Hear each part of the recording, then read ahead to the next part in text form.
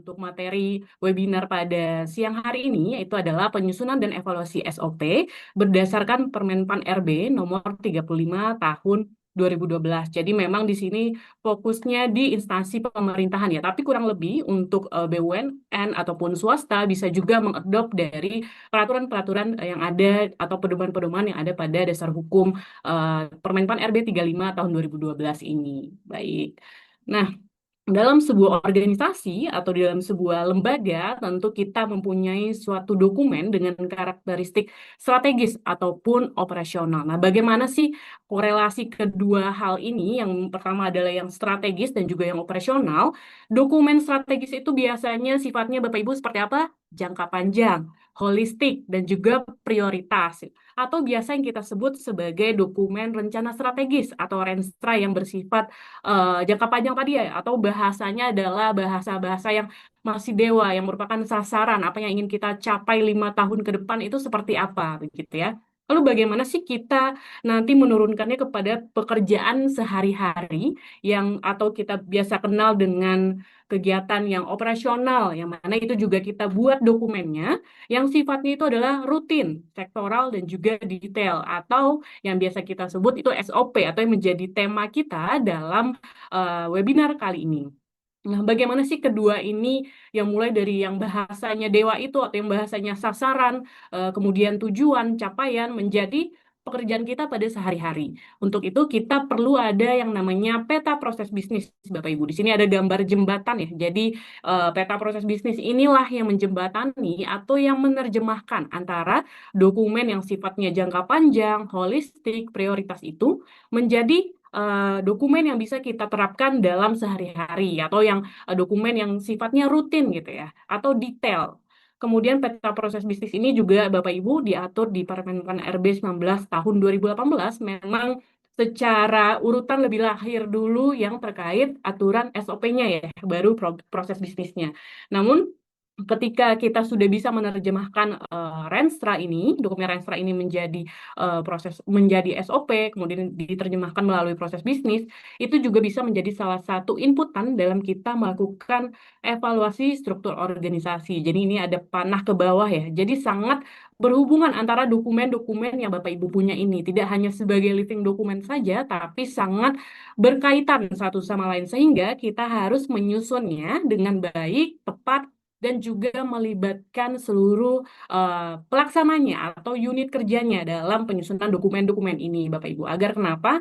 Ketika menjalankannya kita tidak bingung, ketika kita mengimplementasinya kita tidak bingung bagaimana membaca panduan ini, bagaimana cara membaca pedoman ini, karena dalam mengerjakan sesuatu dalam pekerjaan kita tentu butuh pedoman yang distandarkan agar tercapainya tujuan organisasi tersebut. Jadi dalam karakteristik dokumen yang bersifat strategis dan operasional ini ada dokumen Renstra yang dijembatani oleh dokumen proses bisnis, kemudian akan diturunkan kepada SOP. Jadi yang perlu di-highlight di sini adalah akan diturunkan. Berarti sifatnya itu adalah dari induknya diturunkan ke anaknya ya Bapak Ibu. Jadi saling berkaitan gitu ya. Jangan sampai hanya satu saja yang kita susun, nanti malah tidak bisa efektif atau tidak sampai mencapai tujuan dari organisasi kita.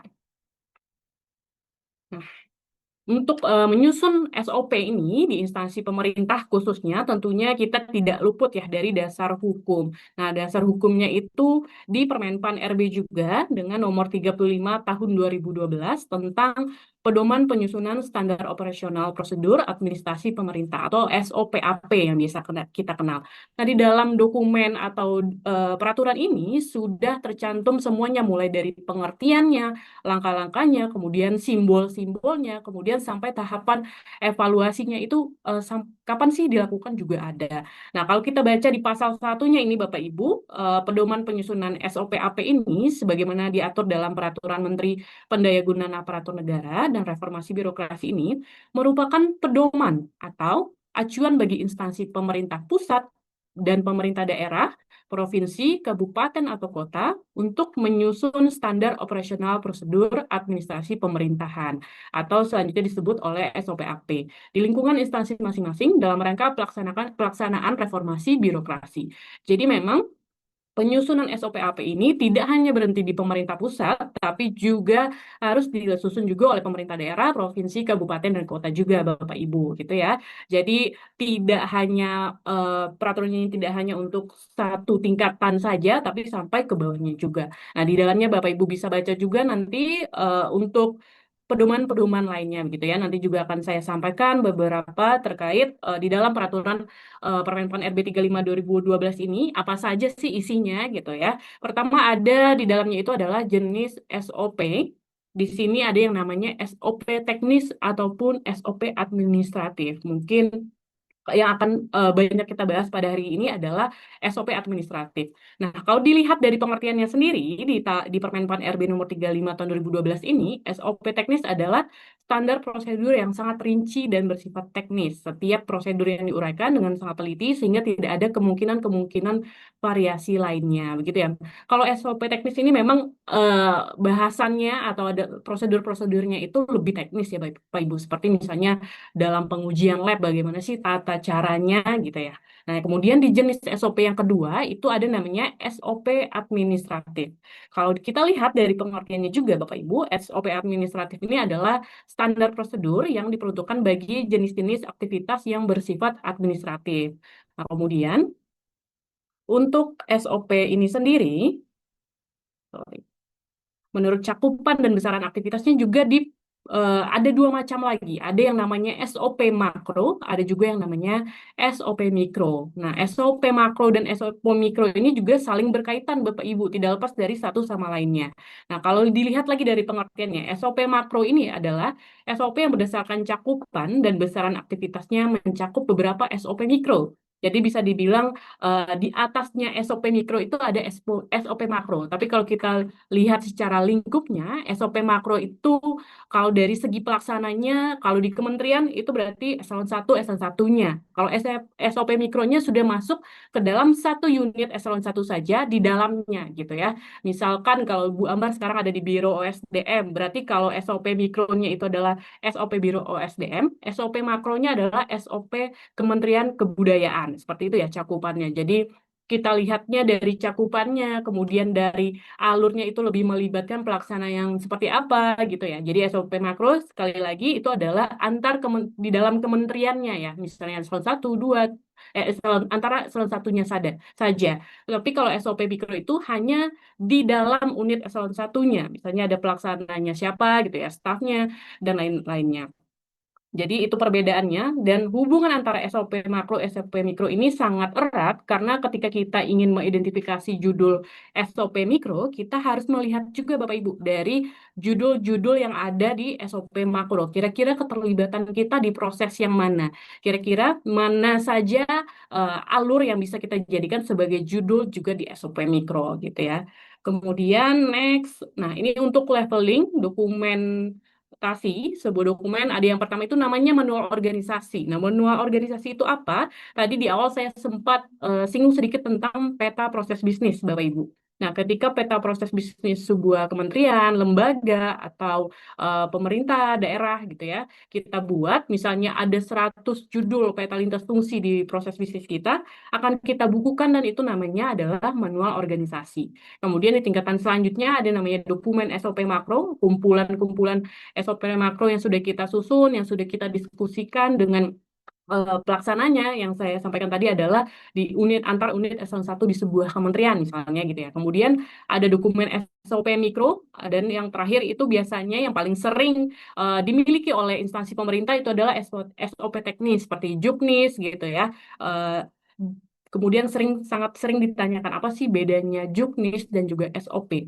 Nah, kembali lagi tadi saya sampaikan kalau Juknis itu lebih teknis, lebih kepada tutorial atau tata cara. Kalau SOP mikro itu kita tetap melihat alurnya, tapi tidak sedetail teknis gitu ya. Misalnya cara menghidupkan genset atau cara menggunakan APAR gitu ya, itu lebih detail, lebih teknis lagi. Kalau SOP mikro misalnya kita ingin melakukan perencanaan kebutuhan rekrutmen ASN gitu ya, itu bagaimana mulai dari Biro OSDM-nya yang mengajukan atau ada juga dari direktorat lain yang mengusulkan kepada kita, kemudian kita menyusun kajiannya, melihat dari peta jabatan dan lain-lain sehingga keluarlah usulan rekomendasi tersebut gitu ya untuk disetujui. Nah, lebih seperti itu. Alurnya ada birokrasinya juga, mulai dari persetujuan kepala biro sampai ke kepala biro, sekretaris gitu ya. Langsung ada tingkatannya seperti itu. Nah, itulah untuk level dokumentasi. Kemudian kita masuk ya kepada Bapak Ibu ke langkah-langkah penyusunan SOP itu sendiri. Bagaimana sih cara menyusunnya? Kalau kita udah tahu nih tadi dari pengertiannya seperti apa, kemudian jenis-jenisnya sudah kita tahu juga. Nah, bagaimana sih kalau kita melakukan atau menyusun SOP itu sendiri? Yang pertama, sebelum kita mengidentifikasi judulnya atau kita membuat alurnya yang sangat banyak itu, menentukan pelaksananya, yang tadi perlu kita highlight juga Bapak Ibu. Kerangka ini atau framework ini Bapak Ibu harus sangat hatam gitu ya. Ibaratnya dimulai yang pertama di atas yang berwarna merah ini ada yang namanya mandat peraturan perundangan. Karena di sebuah instansi pemerintah tentu saja kita tidak jauh atau tidak luput akan adanya mandat peraturan perundangan ini. Salah satunya tadi adalah Permenpan RB 35 tahun 2012. Nah, kemudian juga ada Permenpan RB 19 tahun 2018. Nah, di sini ada panahnya untuk menyusun SOP makro, kemudian baru diturunkan ke SOP mikro gitu ya. Ada juga yang kita kalau lihat dari Permenpan RB 19 2018, kita melihat atau kita menyusun peta proses bisnis kementeriannya dulu di lingkup 3. Dari proses bisnis di kementerian atau lembaga ini di lingkup 3 ini, kita turunkan ke SOP makro. Karena bedanya proses bisnis dengan SOP makro itu adalah hampir sama ya Bapak Ibu, hanya kalau di peta proses bisnis ini adalah siapa melakukan apa, kalau di SOP makro itu siapa melakukan apa, bagaimana caranya, bagaimana mutu bakunya, outputnya, syaratnya, hingga ada keterangannya gitu ya. Kemudian pelaksananya juga, waktunya, SLA-nya itu seperti apa. Sedangkan kalau di proses bisnis, kalau Bapak Ibu pernah lihat mungkin dokumennya itu hanya di sebelah kirinya itu ada pelaksananya atau aktornya, di sebelah kanannya hanya kotak-kotak aktivitas. Tidak ada dijelaskan di dalamnya misalnya aktivitas melakukan kajian, itu syaratnya apa, outputnya apa, kemudian waktunya berapa lama kita melakukan kajian. Kalau di proses bisnis itu tidak ada karena kita hanya ingin melihat secara general, secara umum hubungan kerja yang efektif efisien antar unit kerjanya gitu agar tidak adanya tumpang tindih, agar kita adanya kejelasan peran gitu ya. Tapi kalau di SOP makro itu lebih detail lagi. Tapi secara pelaksananya itu masih yang di dalam kementeriannya. Kalau kita juga menyusun proses bisnis, seperti yang saya sampaikan di awal tadi, kita juga melihat renstra organisasi sendiri. Kemudian juga nanti dari proses bisnis ini, ataupun dari SOP makro, barulah kita turunkan SOP mikro. Karena Bapak Ibu, yang baik itu tentu dari proses bisnis kita sudah ada kodifikasi. Jadi ketika misalnya nih ya, ada perubahan renstra, ada perubahan struktur organisasi yang mengubah proses bisnis tentunya, nanti kan kita akan bisa melihat ketelusurannya melalui kodifikasi. Jadi biasanya di proses bisnis itu kalau misalnya kode organisasinya kalau Kementerian Kebudayaan yang kami bantu juga ya proses bisnis sampai SOP makronya sampai mikronya juga itu kodenya adalah BDY gitu ya, bukan BYD ya Bapak Ibu, BDY 01 CFM 01. Nanti kalau disambung lagi SOP makro tambah lagi kodenya 01. SOP mikro nanti ada lagi kodenya di belakangnya. Sehingga ketika satu proses bisnis ini berubah tentu akan mempengaruhi dokumen SOP lainnya begitu. Tapi akan lebih mudah karena kita sudah punya kodenya. Jadi kita nggak perlu lihat, mungkin akan terbantu juga dengan judulnya, tapi mungkin akan lebih terbantu, akan lebih mudah jika kita melihat kode-kodenya gitu ya. Oh, kode 01 ini berubah, berarti yang di bawahnya juga bisa kita lihat lagi, bisa kita analisa lagi apakah ada terdampak atau tidak gitu ya. Jadi selain dari proses bisnis, selain dari SOP makro, SOP mikro ini juga bisa dari tugas fungsi yang Bapak Ibu punya. Kemudian bisa juga dari mungkin di tahun sebelumnya Bapak Ibu udah pernah nih membuat SOP juga. Nah, itu juga menjadi salah satu inputan kita dalam menyusun SOP begitu ya. Kemudian kalau kepada langkah-langkahnya itu seperti apa, yang sebelumnya kita tahu dulu frameworknya seperti apa. Sekarang sudah mulai ke tahapannya itu seperti apa. Tahapan yang pertama adalah kita mengidentifikasi judulnya. Judulnya diperoleh dari mana? Dari judul-judul proses bisnis bisa, dari aktivitas yang dari proses bisnis di dalam kotak-kotak itu juga bisa. Kemudian bisa juga dari tugas SOTK ada tugas fungsinya. Kemudian bisa juga dari judul-judul SOP existing yang rasanya masih relevan nih di tahun ini masih kita gunakan, itu juga bisa. Nah, yang kedua, kita mengidentifikasi alur kegiatannya satu persatu dan juga pelaksananya siapa. Misalnya dalam eh, penyusunan kajian tadi ya, yang inisiasinya siapa, alurnya seperti apa. Kemudian setelah disusun, kita butuh persetujuan dulu nih. Nah, persetujuan itu ketika tidak disetujui atau ada revisi, kemudian alurnya balik kemana. Nah, itu harus kita buatkan gitu ya di tahapan kedua ini. Kemudian yang ketiga, di SOP, kalau Bapak Ibu sudah familiar ya, mungkin ada nomor, uraian kegiatan, pelaksana, dan juga ada namanya kolom mutu baku. Di mutu baku itu isinya biasanya ada kelengkapan atau syarat, persyaratan, kemudian ada waktu, dan juga ada output. Jadi setiap aktivitasnya itu harus kita identifikasi. Kelengkapannya apa, kemudian waktunya berapa lama, dan outputnya juga setelah melakukan aktivitas A ini, itu apa gitu ya. Kemudian kalau misalkan di dalam alur SOP ini ada 10 langkah, maka akan ada 10 kelengkapan waktu output ataupun bisa juga dalam dua tahapan itu menghasilkan satu output yang sama. Itu bisa juga. Kemudian langkah yang keempat, kita di SOP AP ini yang membedakan juga dengan proses bisnis bahwa ada lembar identitasnya gitu ya Bapak Ibu, yang mana di luarnya ada logo, ada dasar hukum, kemudian kualifikasi dari pelaksana yang melaksanakan SOP ini, kemudian keterkaitan dia dengan SOP lain itu seperti apa. Misalnya kita punya SOP pengembangan kompetensi atau manajemen kompetensi. Misalnya di sana kita butuh pengadaan barang atau kita butuh pengadaan jasa trainer gitu ya. Nah, kita juga sudah punya nih SOP pengadaan barang atau jasa. Berarti itu kan saling berkaitan gitu ya. Tidak perlu lagi di alur eh, training ini kita buat lagi cara pengadaannya seperti apa. Karena kan kita sudah punya judul khusus tentang SOP pengadaan barang atau jasa yang relatif pasti akan sama, mulai dari mengajukan di ACC, kemudian sampai membuat dokumen kontraknya, SPK-nya, PKS-nya gitu ya, pasti akan sama. Jadi tadi kita buat judulnya dulu, mulai dari judul nanti baru kita lihat alur kegiatan dan pelaksanaannya siapa, kemudian mengisi mutu bakunya, kemudian barulah kita menyusun lembar identitasnya yang isinya ada dasar hukum, kualifikasi pelaksana, keterkaitan dengan SOP lain, serta jika ada peringatan dan peralatan yang dibutuhkan dalam kita mengimplementasikan SOP ini. Nah, dalam penyusunan SOP ini, kalau saya sebutkan tadi ada alur-alur, Bapak Ibu, atau langkah-langkah dalam implementasinya, tentu kita butuh simbol-simbol. Nah, simbol-simbol ini sendiri juga sudah diatur di Permenpan 35 tahun 2012 ini sendiri. Ada kurang lebih 5 simbol yang diatur. Yang pertama adalah terminator, melambangkan dimulai dan berakhirnya suatu prosedur. Jadi kalau kita membaca dokumen SOP, Bapak Ibu, kita melihat di mana sih startnya gitu kan. Kita tinggal melihat dari logo yang seperti kapsul ini. Nah, di mana juga sih berhentinya alur ini.